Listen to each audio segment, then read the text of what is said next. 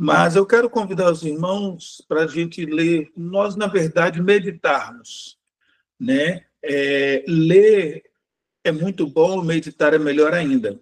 Por isso, Salmos, capítulo 1, a Bíblia vai dizer que nós devemos meditar nela dia e noite. Não ler a Bíblia, mas meditar.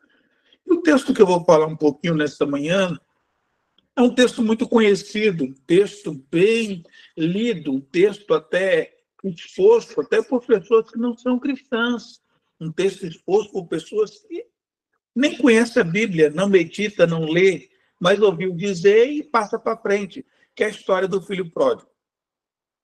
Né? O texto de Lucas, capítulo 15, a história vai do versículo 11 até o versículo 32, toda a história. Eu não quero ler toda a narrativa da história, até porque muitos, ou talvez todos nós aqui, conhecemos a história do filho pródigo. Mas eu quero ler 2 versículos. Versículo 20, que diz: E levantando-se foi para o seu pai.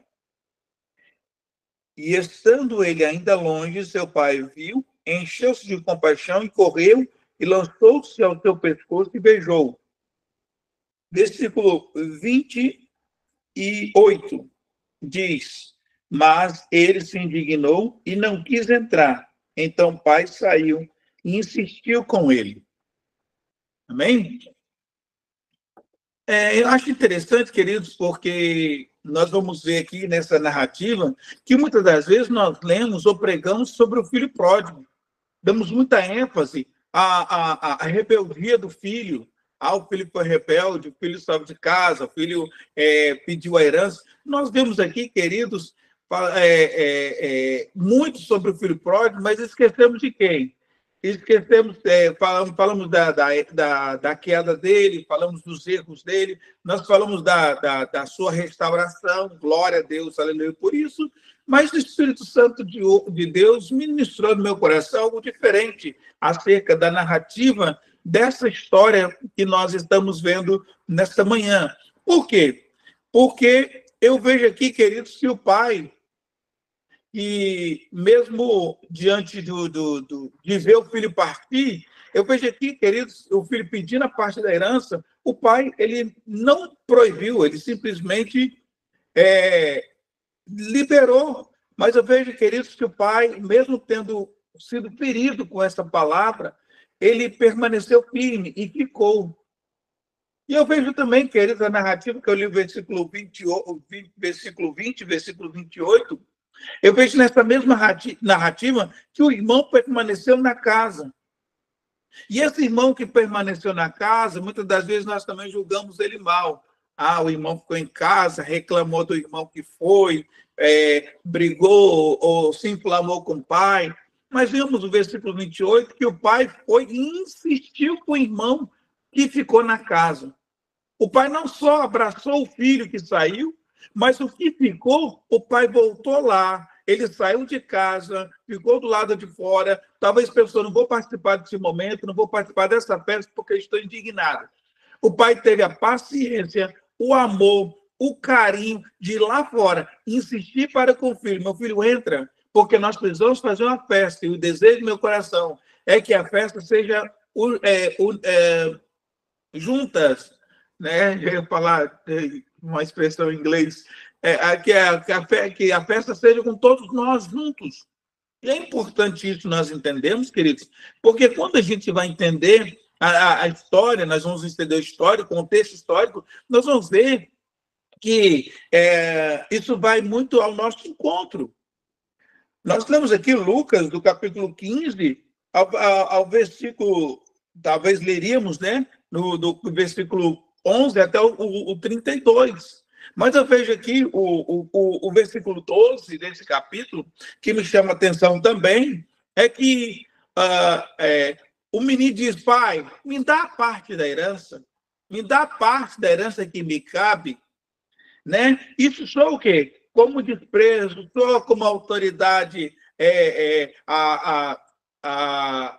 quebrando a autoridade do pai, soa, queridos, como algo que o filho toma uma decisão e o pai diz: olha, eu estou vivo, mas ele já quer, mas o pai não briga. Você vê aqui que o pai não impede, Você vê aqui que o Pai, ele permite, assim como Deus nos dá o livre-arbítrio. O Pai libera, assim como Deus nos libera. Nós estamos livres no mundo espiritual. Nós não servimos um Deus para viver preso. Eu não estou preso à religião, eu não estou preso a um credo, eu não estou preso à doutrina da igreja. Eu sou livre. Se eu quiser fazer o que eu quiser, eu vou fazer.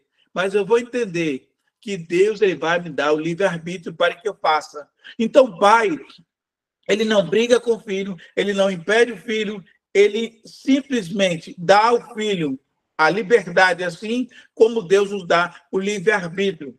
Deuteronômio 30, 19 vai dizer o seguinte: os céus eu tomo por testemunhar contra vós, diz o Senhor, que te propus a bênção e a maldição, a vida e a morte.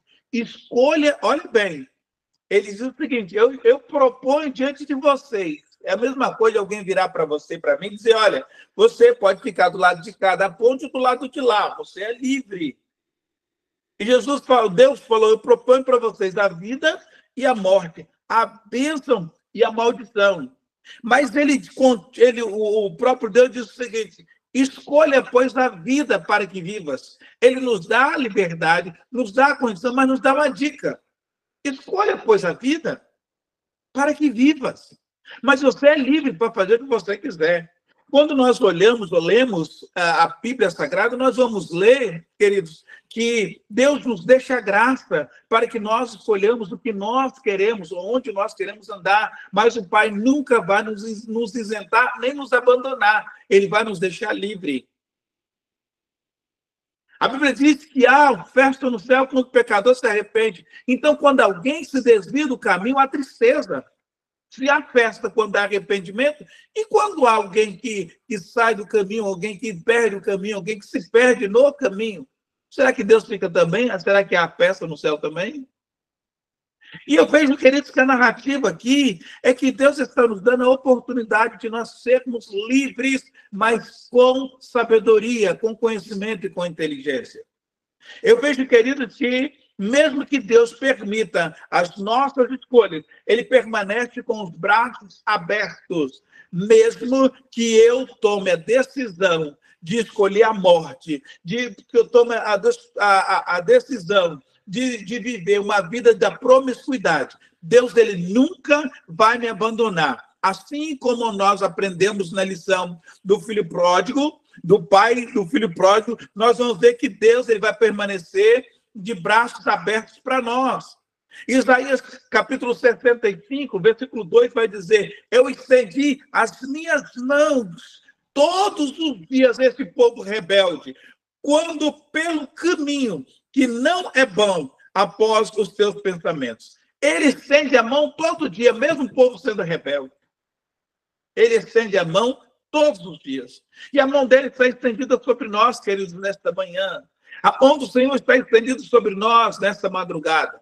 Não é porque nós estamos orando, não é porque nós somos bons, é porque a graça e a misericórdia dele nos alcançou.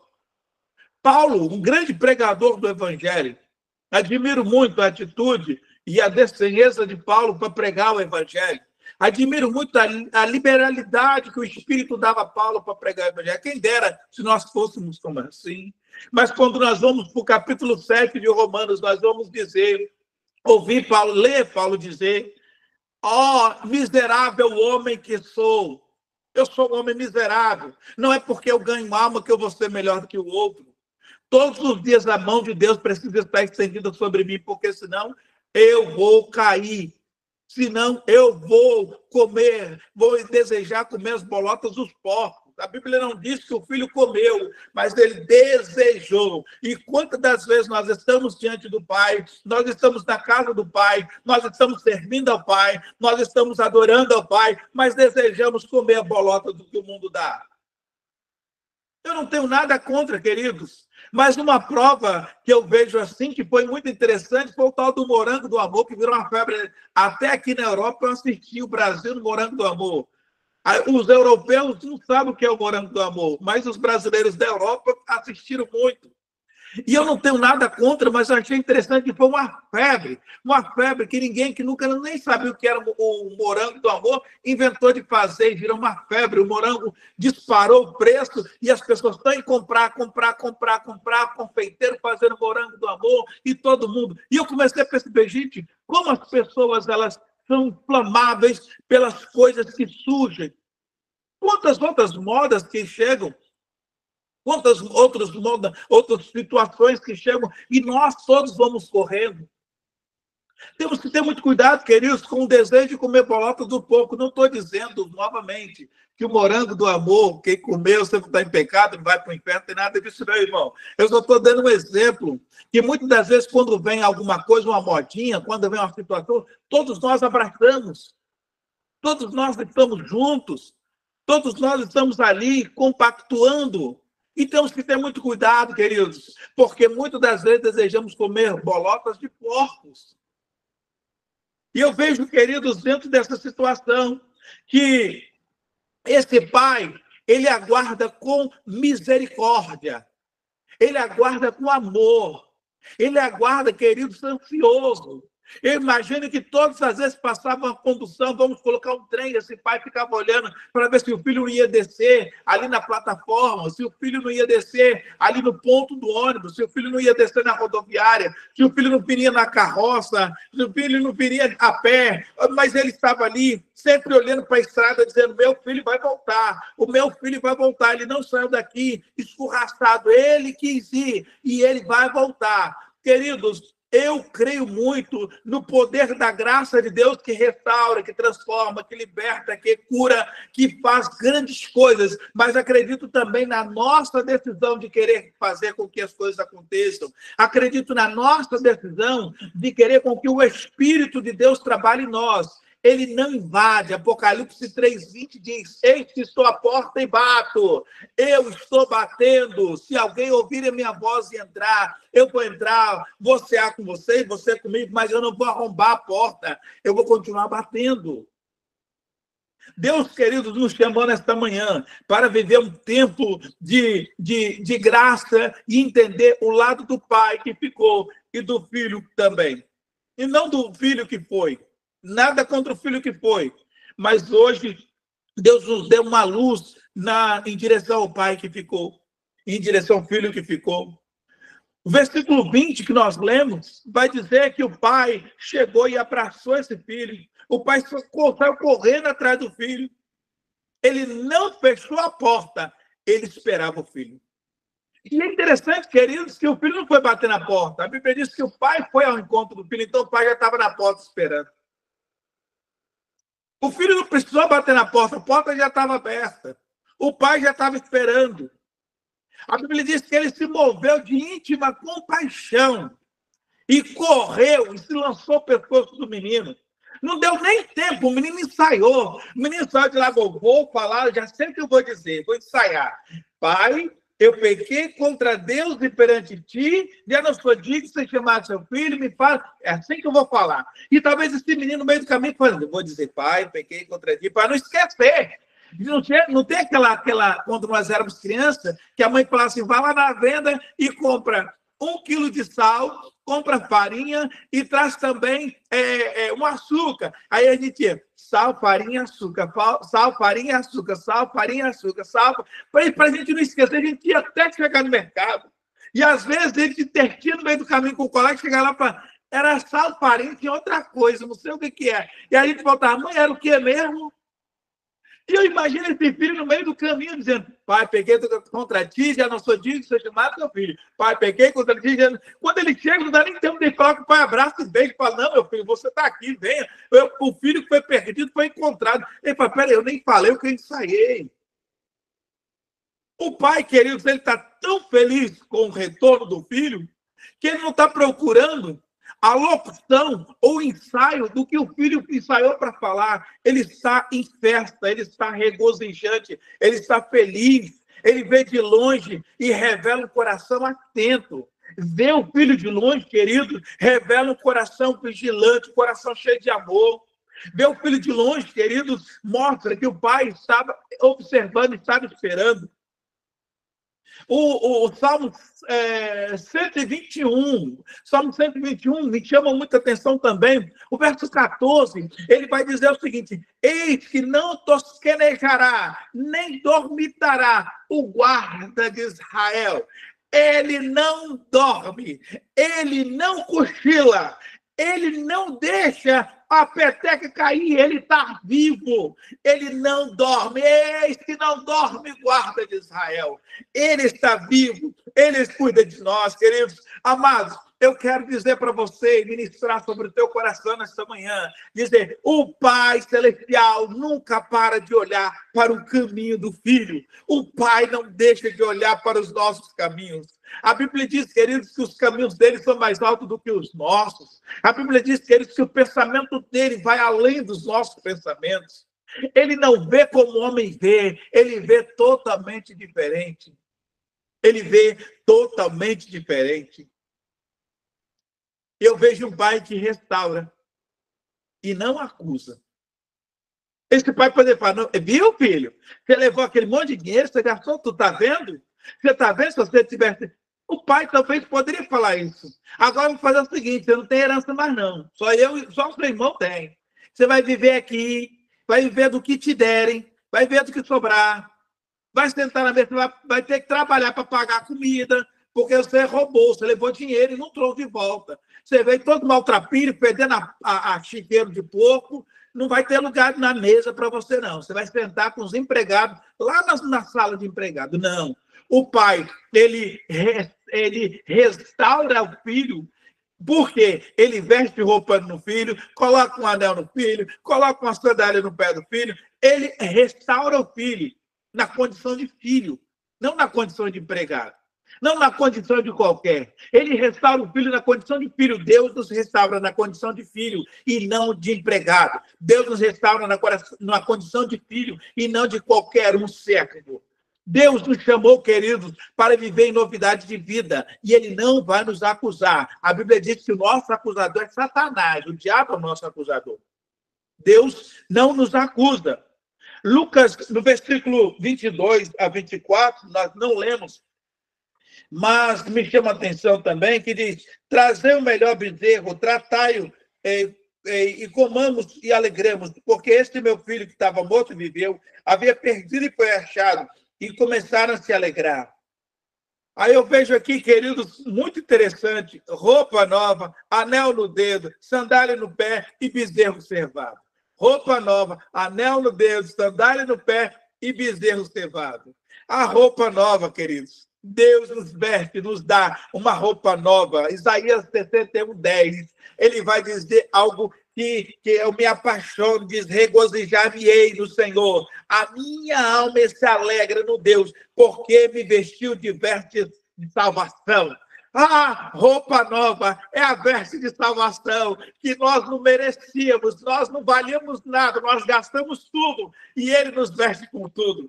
Nós não valíamos nada e ele nos vestiu com a roupa de salvação, com as vestes de salvação, com a roupa nova. Tirou de nós aquela roupa maltrapilha, aquela roupa rasgada, aquela roupa fedorenta, aquela roupa suja, e nos vestiu com roupa nova. O anel no dedo, Gênesis 41, capítulo 41, versículo 42, vai dizer, então, Faraó tirou o anel da mão e pôs na mão de José. Anel é o quê? Símbolo de autoridade. Faraó tira o símbolo de autoridade e coloca na mão de José. Anel é o quê? É símbolo de identidade, queridos. Por quê? Porque Faraó colocou e diz agora, José tem uma identidade. Anel é o quê, queridos? Símbolo de restauração, símbolo de confiança. Estou te dando anel porque eu confio, estou te dando anel porque eu estou te restaurando. Deus, queridos, nos vestiu de roupa nova. Nós cantamos, nos vestiu com roupa nova, pois azeitei minha cabeça, me deu um lugar na mesa, o meu pai não me rejeita. Queridos, ele nos veste de roupa de salvação.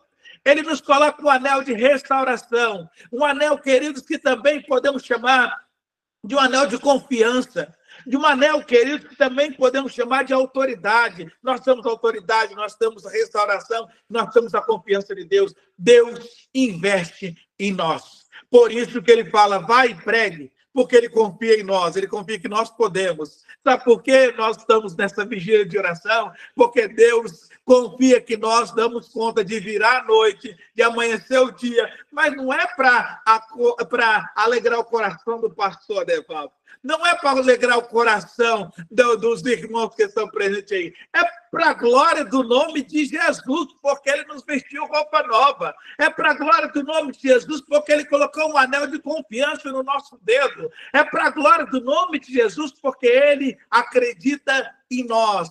Ele confia que nós vamos dar conta do negócio, nós vamos dar conta do recado. Amém? Ele investiu em nós. Eu vejo, queridos, também a sandália no pé. Sandália no pé é o quê, queridos? A Bíblia vai dizer que sandália, aliás, esse significado, a Bíblia, né, esse significado vai nos trazer, queridos, um símbolo de dignidade. Irmãos, vocês já perceberam que a pessoa que anda toda com o pé no chão, anda com o pé todo poeirento, todo sujo, mas quando vê uma pessoa, não sei se você, pai, já fez isso, muda muito o aspecto da pessoa. Quando ela coloca um sapato no pé. Já passou por aquela situação que você vai no lugar que o irmão vai de calça para a igreja, uma blusinha bem bonitinha, mas vai de chinelão no pé, arrastando o pé para o culto? As pessoas olham, fulano está tão bonito, mas de chinelo para o culto. Alguns acham irreverente, outros acham que deveria se vestir melhor. Uns falam assim, não, quando você vai diante do juiz, você não vai de qualquer jeito. Por que você veio para a igreja assim? Então, queridos, agora, quando esse irmão está com um sapatinho, seja ele de marca ou não, seja ele do tênis, mas quando ele está, rapaz, Plantar está vestido com dignidade. Plantar está vestido do alto a baixo, da cabeça aos pés. Ele não está pela metade. Então, veja a sandália, queridos, como dignidade. Os escravos andavam descalços. O filho voltou como escravo, o filho voltou como servo e foi tratado como filho. Ele não voltou como filho, ele voltou como escravo, voltou descalço. E o pai tratou ele como filho e colocou dignidade na vida desse filho. E o bezerro? Bezerro aponta, queridos, para o sacrifício. Bezerro aponta, queridos, para o sacrifício. Hebreus vai dizer, mas agora não consumamos, mas agora na consumação do século. Agora, na consumação do século, a Bíblia vai dizer que toda festa de retorno que pusesse deveria acontecer com um sacrifício, deveria ser auxiliada com um sacrifício diante do Senhor. Então, queridos, eu vejo que o pai, ele cuida do filho, e eu vejo que ele dá roupa, dá anel, dá uma sandália e dá um cordeiro. E assim que o pai fez conosco. E o filho que ficou? Ele ficou com ciúme? Ou será que é o filho da intercessão? Que tipo de filho é você? Quando aqueles que desviaram foram? Você é o filho do ciúme ou o filho da intercessão? O filho do ciúme poderemos destacar como aquele irmão que fica e o outro vai e fala, rapaz, depois se desviou, não tinha nada na igreja, agora comprou até um carro zero. Anda na balada, trabalha na mesma empresa que eu, não sei como é que ele faz, deve estar traficando, deve estar roubando, alguma coisa está fazendo. Por quê? Eu ganho mesmo tanto com ele, meu dinheiro não dá, e agora que ele saiu da igreja, o negócio parece que mudou para ele, comprou carro, só vive, todo dia está no bar, todo dia está nas baladas, não sei onde ele arruma tanto dinheiro. Ou será que é o filho da intercessão de Deus? Eu não sei como é que está o irmão João, o irmão Paulo, o irmão Pedro, o irmão José, mas eu oro para que o Senhor restaure a vida dele. Ele pode até estar de carro novo, mas a alma dele está triste, a alma dele está batida. Muda a história dele, Senhor. Senhor, ele pode até trabalhar no mesmo preço que eu, ganhar o mesmo tanto que eu, ele pode até estar prosperando, mas o demônio que está prosperando ele um dia vai derrubar. Muda a história dele, abre os olhos dele. Será que eu sou filho da intercessão ou sou filho do ciúme? Eu vejo, queridos, que Versículo 28 que nós lemos, ele se indignou, ele ficou com raiva. Ele saiu do meio do ambiente que estava porque ficou com raiva. Mas o pai foi lá atrás dele, insistia com ele. O pai não desistiu dele também. Nós precisamos ser aquele irmão que estamos orando por aqueles que saíram. Eu acredito que a vigília também é para isso, a vigília de oração. É para orar por aqueles que estão fracos, aqueles que estão desassistidos, aqueles que estão desviados, aqueles que estão dentro da igreja, que ainda não tomaram decisão de sair, mas já estão desviados desde dentro da igreja, porque dentro da igreja tem desviado.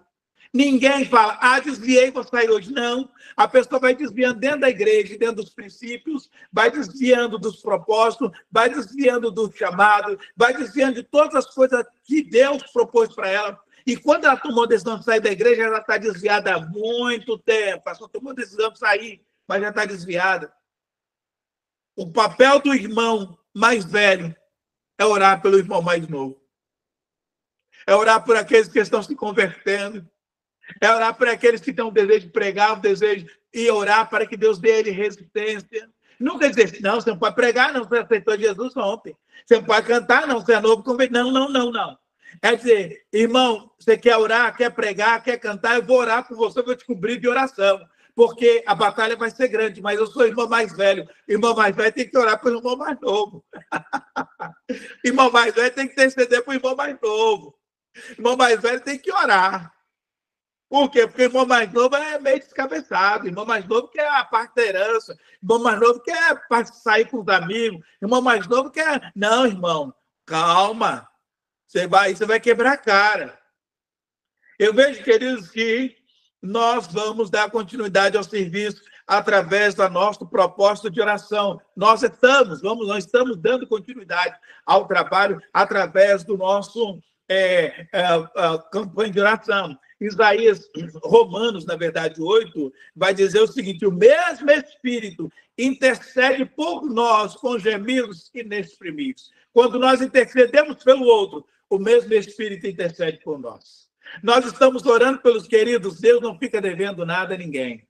Deus não fica em débito com ninguém. Quando nós estamos orando, enquanto nós cuidamos das coisas de Deus, Deus cuida das nossas coisas. Quando nós oramos, o mesmo Espírito intercede por nós, com gemidos inexprimíveis. Amém? A Bíblia diz, que no livro de Tiago, quando alguém entre vós desviar da verdade e alguém converter, ou seja, quando alguém se desviar da verdade e alguém converter, saiba que aquele que fizer converter o pecador do erro, do seu caminho, salvará da morte uma alma e cobrirá-se uma multidão de pecado. A gente não ganha só uma alma, a gente cobre multidão de pecado também, através do nosso ato. Eu estou dizendo a gente não, quem cobra é Deus, desculpa. Mas através do nosso ato. Se é coberto ou cobrimos uma multidão de pecado. A casa precisa estar preparada. A casa precisa estar preparada para receber aquele que está voltando. Amém? O pai diz o seguinte, versículo 32. Mas era justo festejarmos e nos alegrarmos, pois este teu irmão estava morto e viveu, havia perdido e foi achado. A casa do Pai, queridos, é lugar de morte e ressurreição espiritual. A casa do Pai, queridos, é lugar de perdão completo. E a casa do Pai é lugar de recomeço. Por que morte? Porque houve sacrifício. Mas também houve a ressurreição. Eu vejo, queridos, que o Salmo 23 vai dizer certamente que a bondade e a misericórdia do Senhor me seguirão todos os dias da minha vida e habitarei na casa do Senhor para todos os sempre. Habitarei na casa do Senhor para todos sempre. E eu quero fechar, queridos, concluir nessa manhã essa palavra e vendo que o pai ficou ficou com o coração quebrado, ficou com o coração esperançoso, ficou com amor inabalável. Ele ficou. O pai ficou. Esse pai ficou no luto. Luto do filho vivo. Não sei se você já ouviu falar isso. Ele ficou naquele luto, talvez até esperando o filho que ia voltar, talvez só voltava a notícia, o fulano de tal morreu. Mas ele continuou esperando. Jeremias vai dizer, com amor eterno te amei, e com benignidade te atraí. Com amor eterno eu te amei, mas com benignidade te atraí. O Senhor é fiel, é justo e é benigno. A fidelidade dele, queridos, é grande. Se você conhece alguém que saiu de casa, convide a voltar. Diga a ele que há um pai esperando por ele, com anel, com a capa, com um banquete. Se você conhece alguém que saiu de casa, querido, e às vezes está frio dentro de casa, diante do amor do pai, então, queridos, fala com ele para ele não perder a alegria, não. Fala para ele voltar e deixar, não viver aquela condição no meio dos perdidos, mas voltar à presença do Pai. Se você é intercessor, independente desse propósito da campanha de vigília, mas se você é intercessor, continue orando. O Pai ouve o filho que ora, queridos. O Pai ouve o filho que ora. O Pai entende a intercessão. Eu imagino que aquele ensaio do filho era uma oração. E o pai não estava presente ali, mas o pai sabia que o filho estava orando. O pai sabe que nós estamos orando. E ao contrário do pai do filho pródigo, o nosso pai está presente nas nossas vidas e sabe como e quando nós estamos orando. Quando eu abri aqui, tinha uma revelação de Deus para a vida de uma irmã aí, porque o pai conhece a necessidade dos teus filhos. A Bíblia diz que todos os dias, na viração do dia, Deus ia ter com Adão. Todo dia Deus ia falar com Adão. E a Bíblia diz, queridos, que Adão deu nome a todos os animais, mas Adão nunca pediu a Deus uma mulher.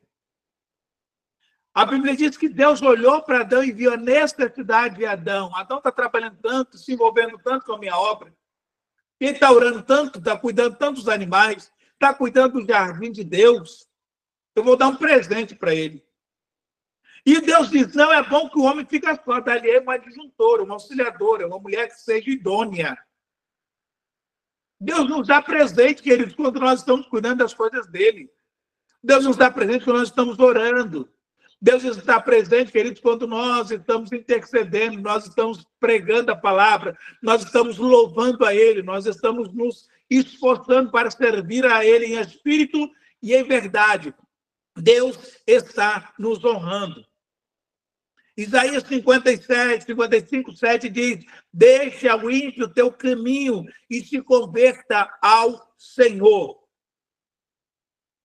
Que Deus abençoe a vida de cada um dos irmãos e que nós possamos entender que é mais do que um propósito, uma vigília de oração.